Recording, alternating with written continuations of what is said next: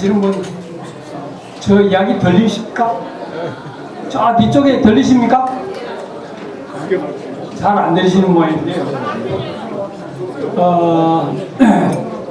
언론에 잘 나지 않는 문제이기 때문에 다소 생소할 걸로 생각합니다만, 지금 대한민국의 국방 정책이 전혀 잘못된 방향으로 지금 가고 있습니다. 2004년도부터 국방력이 약화되기 시작해가지고 이걸 바로잡지 못하고 있다는 말씀을 제가 오늘 드리러 나왔습니다.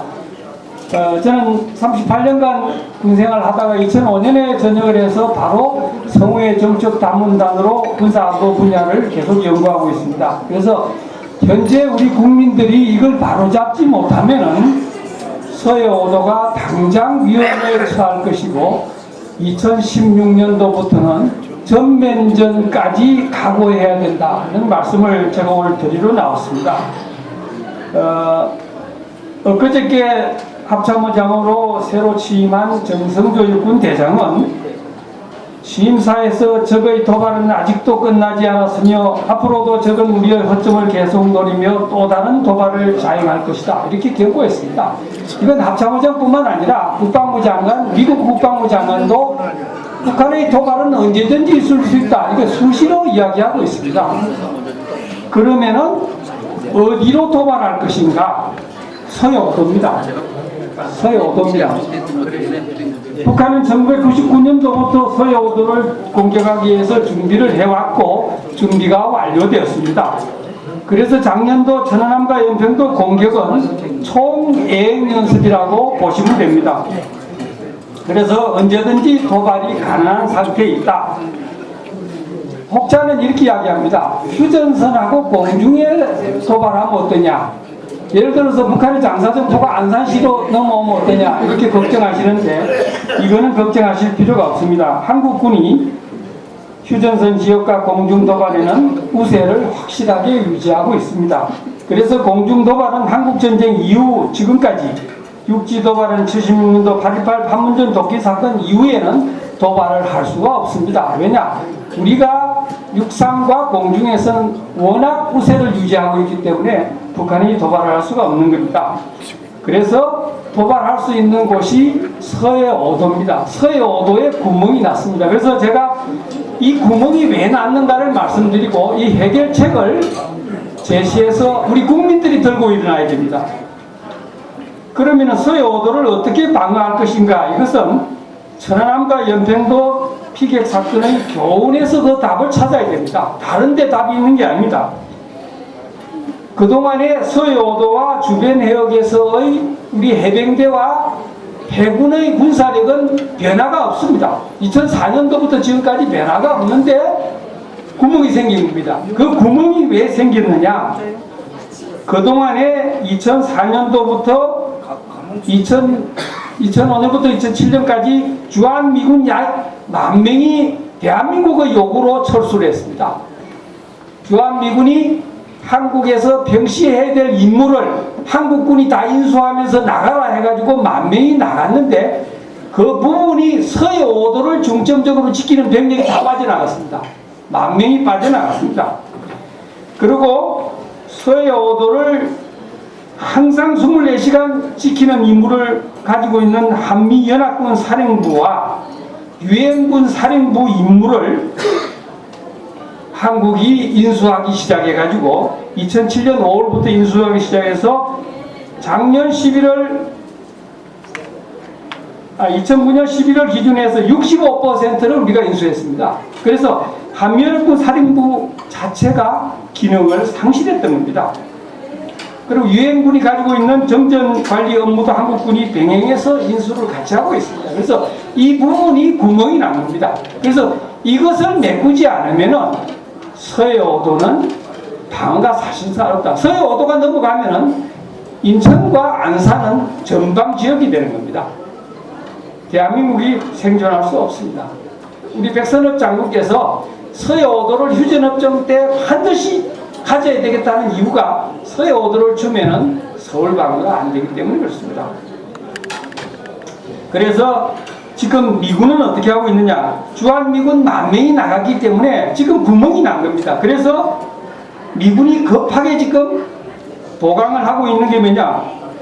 미국 전투기 2개 대대가 3개월 단위로 현재 한국에 와 있습니다. 로테이션으로 돌아가고 있습니다. 2개 대대가 지금 와 있는 거죠. 예, 짐 싸가지고 와 있습니다. 그 다음에 서태평양의 항공모함을 한 척 상시 유지할 수 있도록 조치를 하고 있습니다. 원래 요코스카에 있는 항공모함은 7개월만 가동하고 나머지 5개월은 수리 있는데 이걸 갖다가 한 척이 상시 살아있도록 현재 조치를 하고 있습니다. 이거는 임시방편입니다. 그리고 한미연합군 사령부를 해체를 막아야 됩니다. 그러니까 주한미군을 더 오라고 할 수가 없습니다. 왜냐? 우리가 가라고 했기 때문에 더 이상 오라 할 수 없고 미군의 국방비가 이제 계속 줄어들고 있기 때문에 올 가능성도 없습니다. 그래서 주한미군을 더 증강시킬 수 있는 방법은 없습니다. 그래서 우리가 뭘 해야 되느냐? 한미연합군 사령부 해체를 현재 진행되고 있는 걸 이걸 막아야 됩니다. 그럼 왜 한미연합군 사령부라는 게 왜 중요하느냐? 노무현이가 전시작전 통제권을 우리가 가져와야 된다 해가지고 국민들한테 속였습니다. 그런데 그것은 소프트웨어가 하드웨어가 없어진 것이 이게 한미연합군 사령부입니다. 이게 없어지게 된 겁니다. 그래서 왜 한미연합군 사령부가 중요한가? 이거는 전시에 한국군과 미군이 연합작전을 하기 위해서 만드는 조직입니다만은 한국군과 미국 대통령이 1994년에 평시에 더 많은 임무를 줄 수 있도록 임무를 부여해 놓은 게 있습니다. 평시의 임무가 더 중요하도록 부여한 임무가 뭐냐면은 연합군안 이임상으로 6개가 있습니다. 이게 전쟁 억제 방어 및 정전협정 준수를 위한 연합위기관리, 그 다음에 연합정보관리 이렇게 되어 있습니다. 그래서 연합사한테 평시에 전쟁이 안 나도록 해라. 그 다음에 서해 5도는 연합사하고 유엔군 사령부 네가 반드시 지켜라. 이렇게 됐습니다. 제가 94년도부터 96년까지 한미연합군 사령부 인사참모부장을 2년간 하면서 저 기구는 24시간 서해 5도만 보고 있습니다. 행정 업무가 없습니다. 오로지 싸우는 임무만 하고 있습니다. 그런데 이걸 지금 거의 다 해체를 해버린 상태가 됐습니다. 그래서 이걸 다시 살리지 않고는 서해 5도도 우리가 지키기가 어렵고 그 다음에 2016년에 제가 생각할 때는 아마 전면전을 각오하셔야 될 걸로 생각을 하고 있습니다. 그 다음에 우리 국방부가 지금 잘못하고 있는 게 또 있습니다. 국방개혁을 이상한 방향으로 추진하고 있습니다. 많은 사람들이 지금 국방개혁에 대해서 박수를 치고 있는 이유가 뭐냐? 병력을 줄여서 국방비를 전략하겠다. 대령 이상 2,000명의 목을 자르겠다. 장성 60명을 제대를 시키겠다. 이렇게 나오니까 다들 박수를 치는 겁니다. 근데 그게 그런 내용이 아닙니다.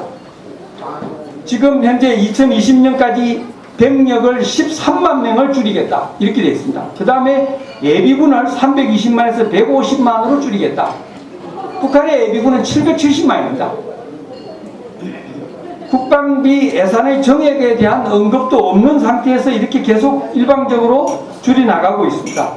그 다음에 한 가지 더 중요한 것은 국군의 조직을 대규모로 개편하겠다. 이렇게 하고 있습니다. 그래서 다음 달 중으로 11월 중으로 한나라당이 국회 통과를 시도하고 있습니다. 국군 조직법을 통과할 시도에 어느 정도 규모냐? 창군 이후 최대 규모입니다. 예를 들어서 각군본부와 각군사령부를 통합하고 각군교육사와 군수사를 다 통합하고 그 다음에 각군대학과 합참대학을 이렇게 통합하고 있는 거죠. 그래서 이 부분은 안보치학과의 이렇게 큰 조직을 완전히 해쳐보아야 한다는 것은 대단히 위험하기 때문에 우리가 성우회에서 예비역 장성을 주축을 해서 이걸 반대를 하고 있습니다. 그러나 이게 국방부에서 계속 언론 포례를 하고 있기 때문에 국민들이 알 수가 없는 겁니다. 그래서 우리 이제 국민이 들고 나서야 됩니다. 그래서 두 가지를 제가 말씀드리면은 한나라당의 요구를 해서 국방개혁법 국회 통과를 하지 못하도록 해야 됩니다. 11월 달에 통과하지 못하도록 하고 한나라당이 지금 쏟고 있죠. 그 다음에 한미연합군 사령부 해체 계획을 폐기할 수 있도록 정부 요구해야 됩니다. 이거는 우리 국민들 1,000만 명이 이미 서명을 해놓은 게 있습니다. 그렇기 때문에 이 두 가지만 해놓으면은 우리가 서해 오도 걱정도 할 필요가 없고 전면적 걱정도 할 필요가 없습니다. 이게 돈이 드는 일이 아닙니다. 그래서 제가 이 두 가지를 말씀드리고 여기 계신 분들이 가까이 있는 분들을 자꾸만 독려해서 이 문제를 해결하셔야 됩니다. 우리가 어떤 일이 있어도 전쟁은 예방하는 길이 가장 빠른 국방 정책이다. 이렇게 보고를 드립니다. 감사합니다.